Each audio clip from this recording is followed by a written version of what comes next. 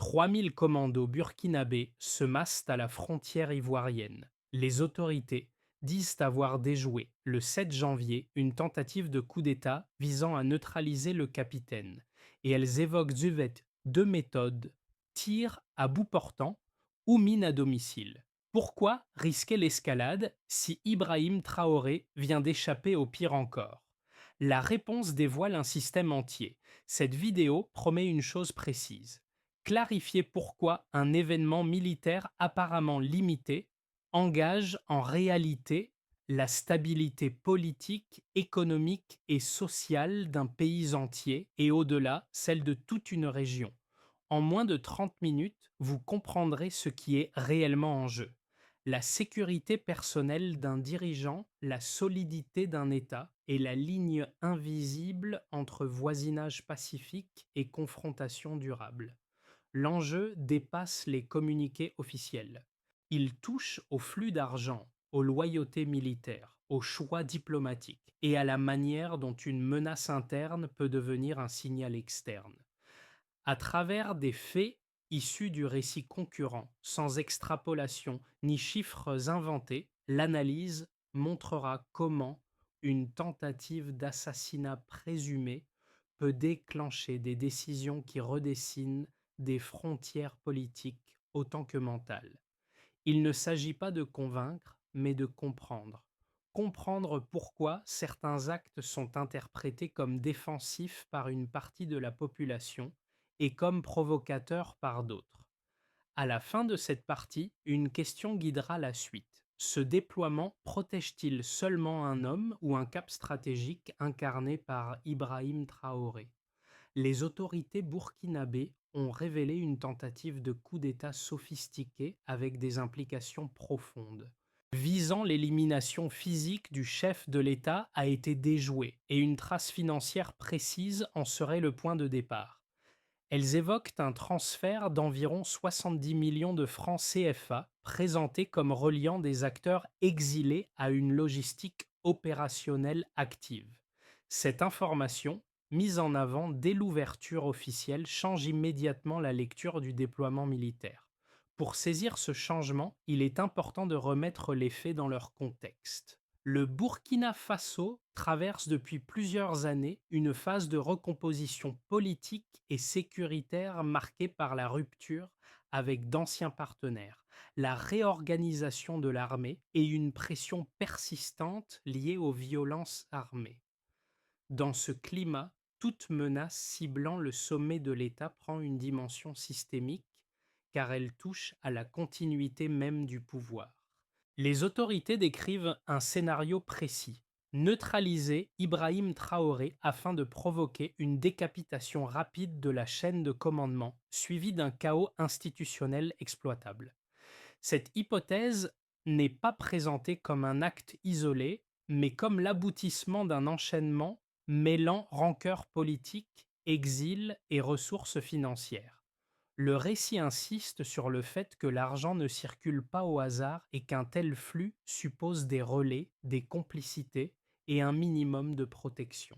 C'est ici que le contexte régional devient central. La frontière sud, habituellement zone d'échanges commerciaux et humains, est redéfinie comme un point de vulnérabilité stratégique. Le voisin n'est plus seulement un partenaire ou un médiateur potentiel, mais un espace à partir duquel une menace pourrait transiter. Dans cette lecture, la tentative d'échouer n'est pas seulement une affaire intérieure, elle s'inscrit dans une dynamique de rapport de force plus large en Afrique de l'Ouest. Ainsi, le mini-reveal ne réside pas uniquement dans l'existence d'un complot présumé, mais dans ce qu'il révèle: la fragilité perçue de l'environnement politique et la rapidité avec laquelle une décision sécuritaire peut devenir un signal politique majeur autour de la figure d'Ibrahim Traoré.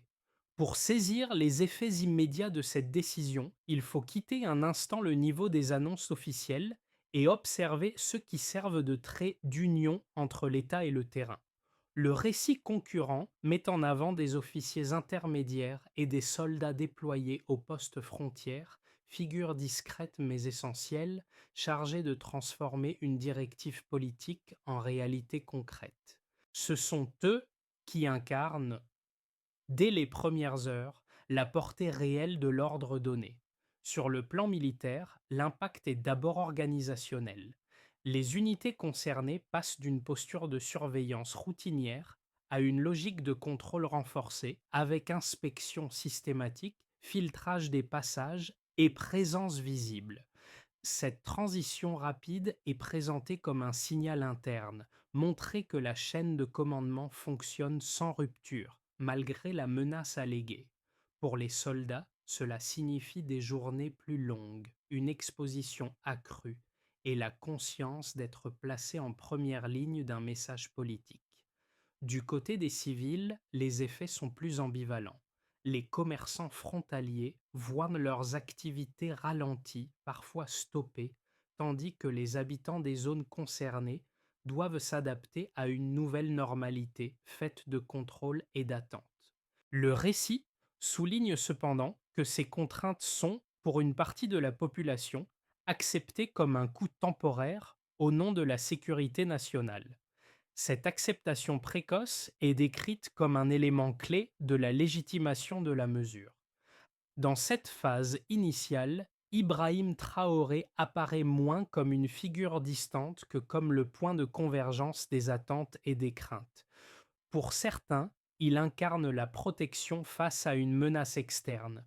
Pour d'autres, il devient le symbole d'un tournant plus dur. L'impact précoce n'est donc pas seulement matériel, il est psychologique et prépare le terrain au développement à venir. La séquence des événements, telle qu'elle est rapportée dans le contenu concurrent, s'organise en trois temps distincts qui donnent à la décision finale sa cohérence interne. D'abord, l'activation. Les autorités annoncent avoir détecté des signaux convergents indiquant une menace imminente. Il ne s'agit pas d'un simple climat de suspicion, mais d'éléments présentés comme opérationnels, flux financiers identifiés, acteurs connus et calendriers rapprochés. À ce stade, l'activation n'est pas publique. Elle se joue dans des réunions restreintes, des briefings sécuritaires et des échanges rapides entre responsables civils et militaires. Vient ensuite le point culminant. La tentative de coup d'État est déclarée déjouée et l'information est rendue publique. Le message est double. À l'intérieur, il s'agit d'affirmer que l'État contrôle la situation et que la chaîne de commandement reste intacte. À l'extérieur, l'annonce fonctionne comme un avertissement. Elle nomme un voisin, évoque des montants précis et désigne des figures de l'exil politique. Dans ce moment de bascule, Ibrahim Traoré est présenté comme la cible centrale du complot, mais aussi comme le point de stabilité autour duquel s'articule la riposte. La décision de déployer 3000 commandos est alors révélée, non comme une option parmi d'autres, mais comme la conséquence logique d'une menace qualifiée d'existentielle. Les répliques suivent immédiatement. Sur le terrain, la frontière sud change de statut. Elle n'est plus un simple espace de circulation, mais une ligne de contrôle. Les inspections se multiplient, les passages ralentissent, et chaque mouvement devient porteur de signification politique. Dans les capitales voisines et au sein des cercles diplomatiques, la décision est scrutée, interprétée, parfois contestée. Certains y voient un acte de légitime défense, d'autres un facteur de tension régionale. Le récit concurrent insiste sur cette ambiguïté, soulignant que la même action peut produire des lectures opposées selon le point d'observation. À l'intérieur du pays, les répliques sont aussi sociales. Des commerçants acceptent des pertes immédiates, des familles ajustent leurs déplacements et des voix publiques appellent au calme autant qu'à la vigilance. Cette phase est décrite comme un test collectif, mesurer jusqu'où la population est prête à accepter des contraintes en échange d'une promesse de sécurité. Dans ce cadre, le rôle d'Ibrahim Traoré dépasse la figure individuelle. Il devient le symbole d'un choix assumé entre ouverture risquée et fermeture protectrice. Ainsi, la chronologie n'est pas une simple succession de faits. Elle dessine une dynamique où chaque étape renforce la suivante, transformant une menace présumée en décision visible, puis en onde de choc politique et social. La question reste ouverte. Cette chaîne d'événements marque-t-elle une stabilisation durable ou prépare-t-elle d'autres points de friction à venir? Avant l'alerte, la frontière sud fonctionnait comme un axe commercial relativement fluide. Après l'alerte, elle devient un dispositif de filtrage intensif adossé à des indicateurs financiers et sécuritaires présentés comme probants. Ce basculement est justifié par trois éléments chiffrés mis en avant dans le récit concurrent, chacun accompagné d'une interprétation destinée à en fixer le sens politique. L'enjeu n'est pas l'abondance des nombres, mais leur pouvoir de cadrage. Premier indicateur, un transfert d'environ 70 millions de francs CFA. Pris isolément, le montant n'a rien d'exceptionnel à l'échelle des flux régionaux. Sa portée tient à son usage allégué. Les autorités le présentent comme une amorce logistique, c'est-à-dire une somme suffisante pour activer des relais, financer des déplacements et tester des loyautés sans attirer l'attention.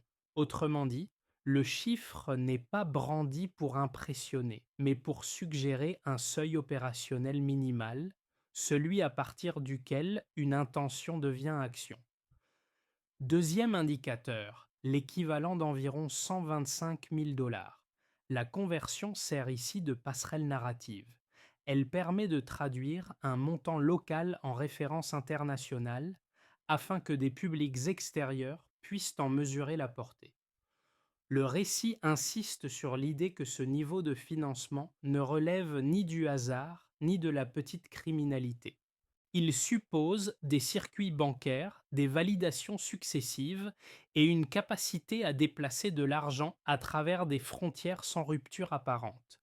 La valeur chiffrée est donc utilisée comme preuve indirecte d'organisation. Troisième indicateur, le déploiement de 3000 commandos. Là encore, le chiffre est moins une démonstration de force qu'un signal de proportionnalité. Le récit concurrent suggère que l'ampleur du dispositif correspond à la gravité perçue de la menace. Ni un détachement symbolique, ni une mobilisation générale, mais un volume intermédiaire, présenté comme suffisant pour verrouiller des points clés sans basculer dans l'affrontement ouvert. Le nombre devient un langage lisible autant par les voisins que par les partenaires régionaux.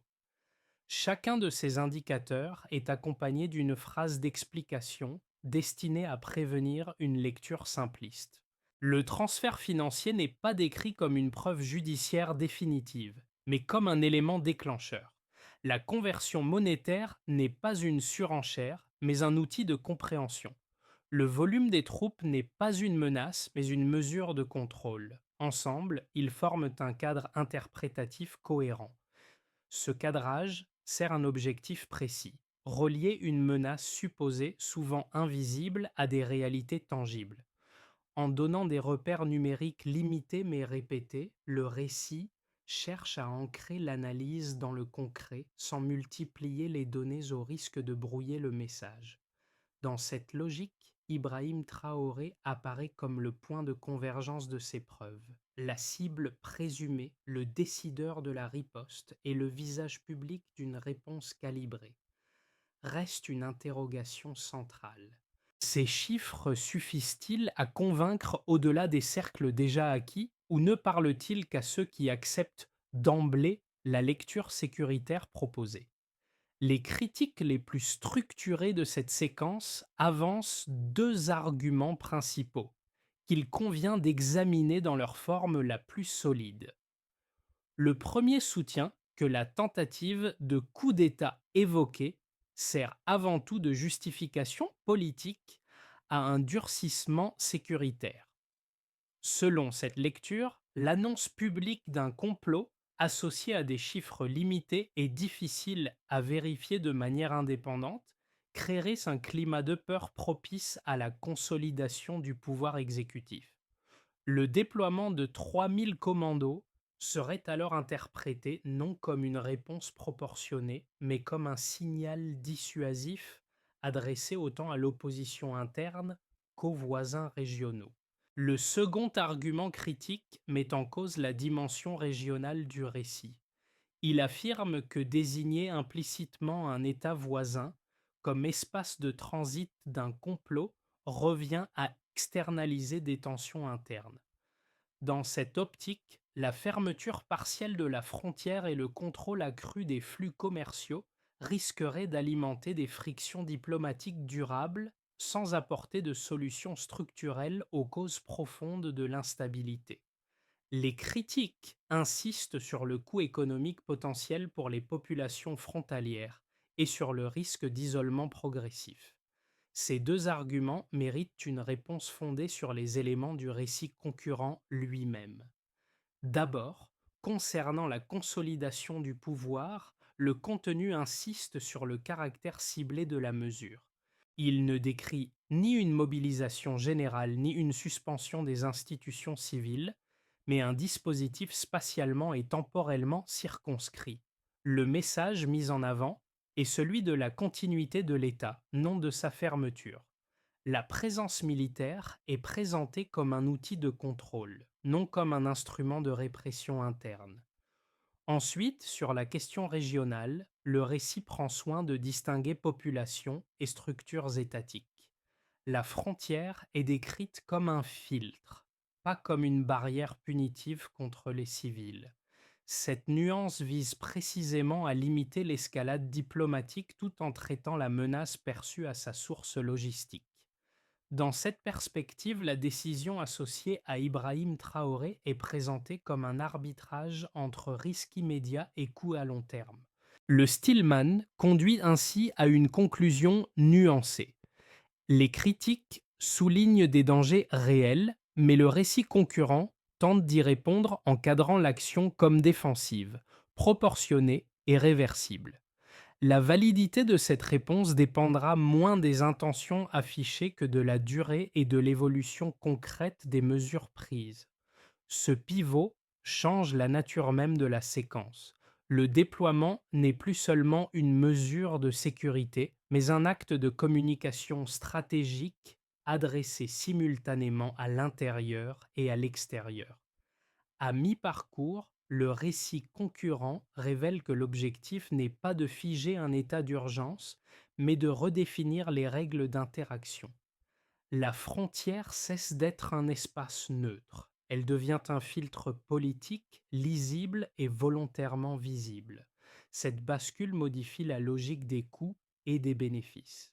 En acceptant des frictions commerciales temporaires, les autorités cherchent à transformer une vulnérabilité perçue en levier. Le message est calibré, assez ferme pour signaler une ligne rouge, assez limité pour éviter l'escalade militaire.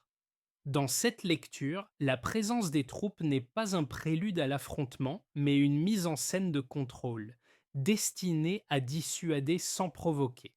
Le midpoint reveal tient aussi à la temporalité.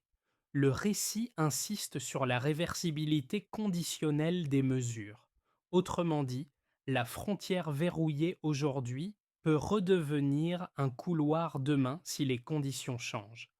Cette conditionnalité est essentielle pour comprendre la posture adoptée par Ibrahim Traoré, présentée comme un pari sur la crédibilité plutôt que sur la force brute. À partir de ce point, la question centrale se déplace. Il ne s'agit plus seulement de savoir si la menace était réelle, mais si ce signal intermédiaire suffit à produire des effets durables, sans enfermer la région dans une spirale de méfiance. Les effets de cette décision se déploient différemment selon les acteurs concernés, et le récit concurrent propose une lecture en quatre cercles distincts. Pour l'État d'abord, la conséquence immédiate est institutionnelle. Le contrôle renforcé de la frontière sert de démonstration de capacité. Capacité à détecter une menace, à décider vite et à coordonner des forces sans désorganisation visible. Cette démonstration vise autant l'opinion publique interne que les partenaires extérieurs. Elle ancre l'image d'un État qui agit avant que la crise ne se matérialise pleinement et non après coup. Pour les acteurs économiques, ensuite, notamment les commerçants et transporteurs transfrontaliers, l'impact est plus direct. Les ralentissements, inspections et détours entraînent des coûts à court terme. Le récit souligne cependant que ces pertes sont présentées comme temporaires et circonscrites. L'argument avancé est que la prévisibilité sécuritaire, même restrictive, vaut mieux qu'une instabilité chronique qui ferait peser un risque permanent sur les échanges. Cette logique n'élimine pas les tensions, mais elle cherche à les encadrer dans un horizon de temps limité. Du côté des populations civiles, les conséquences sont ambivalentes. Les habitants des zones frontalières vivent une transformation de leur quotidien faite d'attente et de contrôle. Mais le récit insiste sur un élément clé, l'adhésion relative d'une partie de la population à la mesure perçue comme un acte de protection collective. Cette adhésion n'est pas décrite comme unanime, mais suffisante pour éviter une contestation immédiate de grande ampleur. Elle repose sur l'idée que la menace visait non seulement un individu, mais un équilibre fragile. Le quatrième cercle est régional. Les voisins et les organisations régionales observent un précédent. Une frontière fermée pour des raisons sécuritaires liées à une tentative d'assassinat présumé devient un cas d'école. Certains y voient une normalisation de la souveraineté défensive. D'autres redoutent un effet domino. Dans ce contexte, Ibrahim Traoré apparaît comme un acteur qui accepte le risque de la friction pour imposer une nouvelle norme, celle où la sécurité nationale prime temporairement sur la fluidité régionale. Ces conséquences combinées dessinent un paysage contrasté. À court terme, elles produisent des contraintes mesurables. À moyen terme, elles redéfinissent les attentes entre État, économie et société. La véritable question n'est donc pas seulement l'ampleur des effets, mais leur durée. Ce choix crée-t-il un équilibre plus stable ou installe-t-il une tension latente appelée à ressurgir sous une autre forme? À ce stade, le récit concurrent ouvre trois trajectoires plausibles pour les mois à venir sans attribuer de probabilité, mais en posant des conditions claires. Scénario de base d'abord. Les contrôles frontaliers restent stricts pendant une période limitée, puis s'allègent progressivement. Les échanges reprennent de façon encadrée, tandis que la vigilance sécuritaire demeure élevée. Dans ce cas, le déploiement joue son rôle de signal sans se transformer en normalité permanente. La région absorbe la friction initiale et l'équilibre revient sous une forme plus prudente mais fonctionnelle. Scénario optimiste ensuite. Le message est entendu rapidement par les acteurs visés. Les canaux financiers suspects se tarissent, les exilés perdent leur capacité d'action et les discussions diplomatiques reprennent sur des bases clarifiées. La frontière redevient un espace de coopération conditionnelle. Dans cette hypothèse, la décision initiale est relue a posteriori comme un coup d'arrêt efficace, ayant évité une escalade plus coûteuse.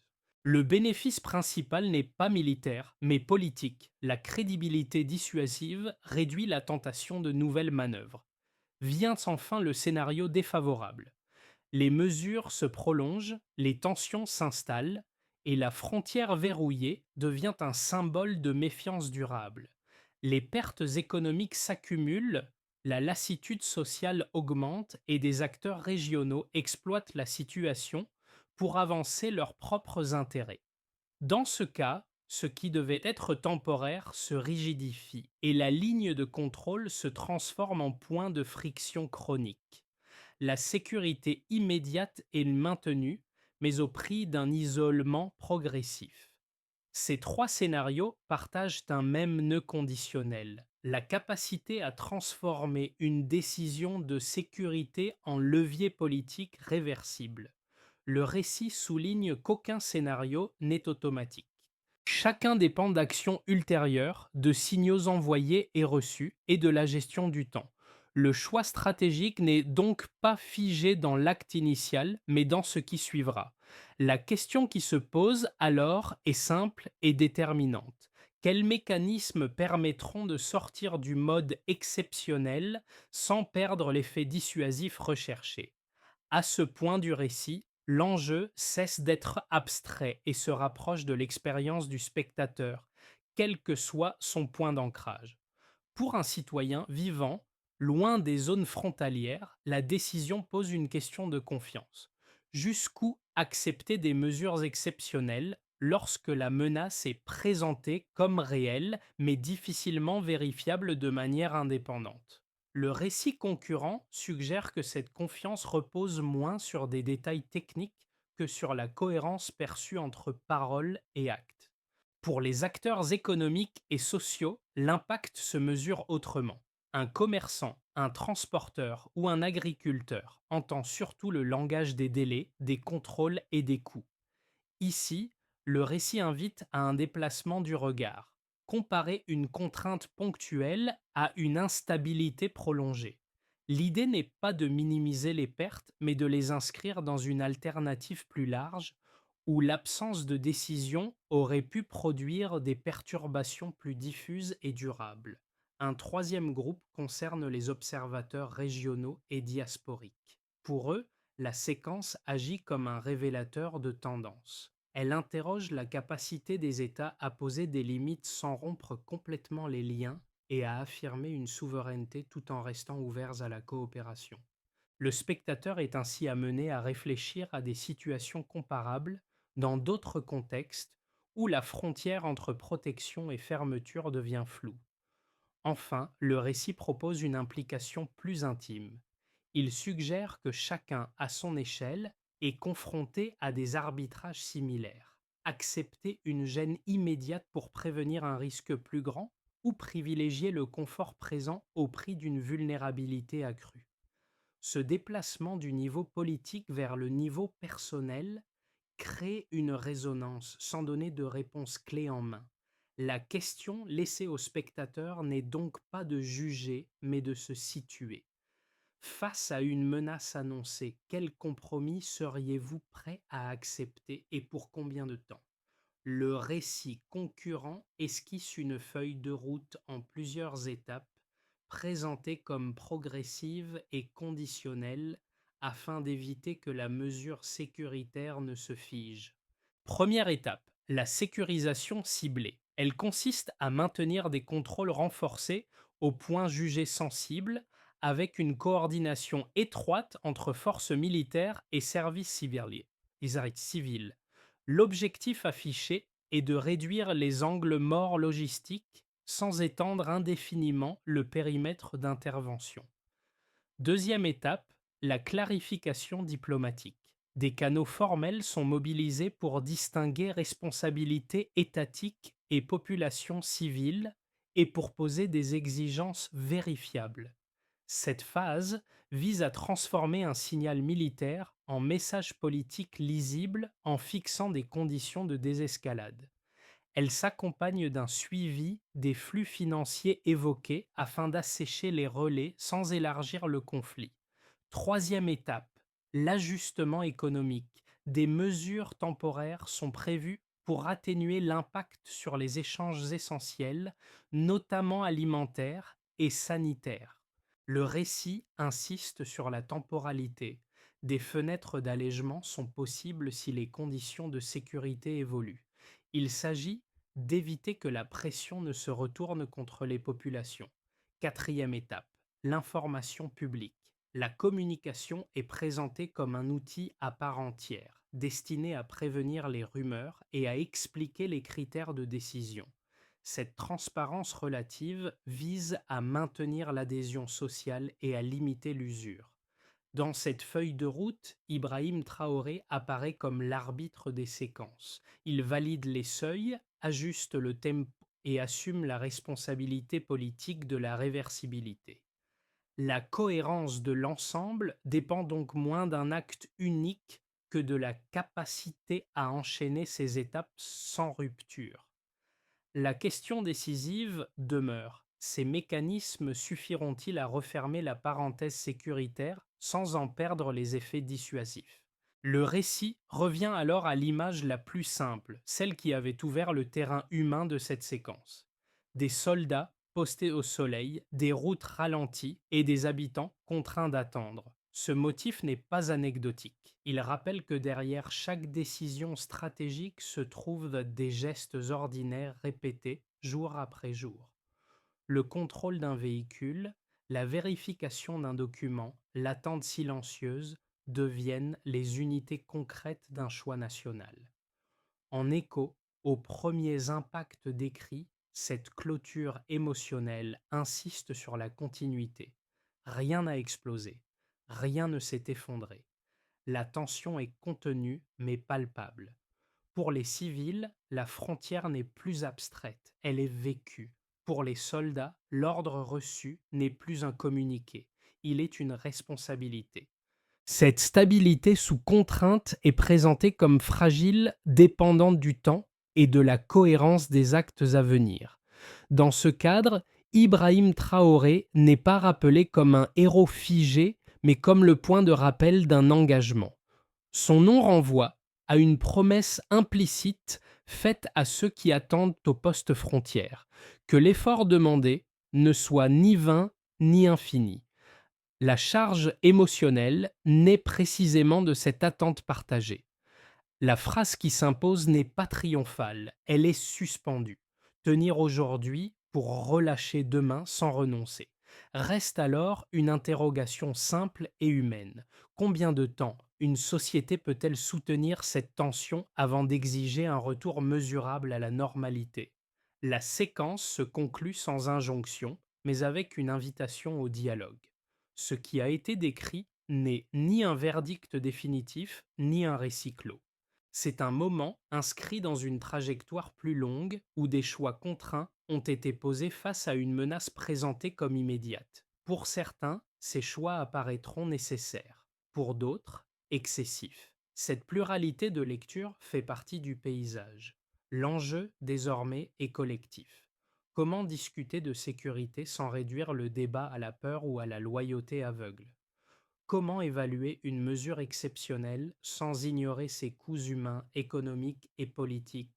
Le récit concurrent propose des éléments, mais laisse volontairement la conclusion ouverte afin que chacun puisse relier ses faits à sa propre expérience et à ses propres critères. Si cette analyse vous a aidé à clarifier les mécanismes à l'œuvre, prolongez-la par l'échange. Partagez votre lecture, interrogez les zones d'ombre, confrontez les interprétations. Ce sont ces discussions, plus que les annonces elles-mêmes, qui déterminent la manière dont une société digère les périodes de tension. La question finale reste simple et elle vous appartient. À quelles conditions une décision de sécurité mérite-t-elle votre adhésion durable?